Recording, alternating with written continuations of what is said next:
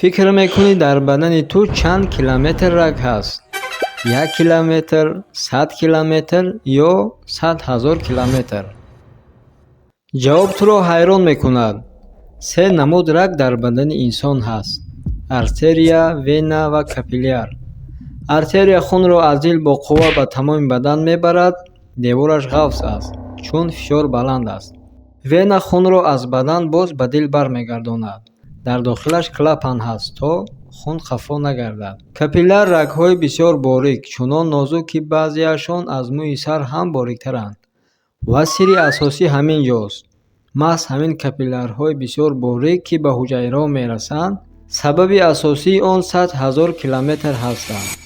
ба гуфтаи олимон, дар бадани одами калонсол тақрибан 100 000 километр раг вуҷуд дорад.